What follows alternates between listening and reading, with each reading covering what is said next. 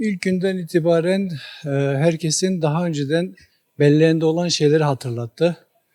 E, Öncelikle Dersim gibi bir yerde insanlar kaybolmaz. Bu tekrardan 6 yıl sonra o açığa çıkmış oldu, kaybettirilmiş. Bu cinayet komplike, organize bir şekilde işlendi, açığa çıkmış oldu.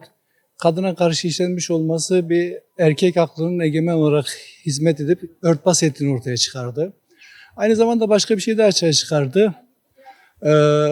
Tek adam yönetiminin, baskın totaliter rejimlerin yaratmış olduğu bürokratların özellikle de sömürge valisi tarzında kayyum yetkileriyle beraber nasıl suçlar işleneceğini net bir şekilde göstermiş oldu.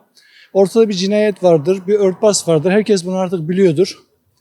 Bu netleşmiştir. Lakin şöyle bir sorunumuz var. Netleşen şeyin içerisinde bu cinayetin tam olarak aydınlatılamayacağının şüphesi.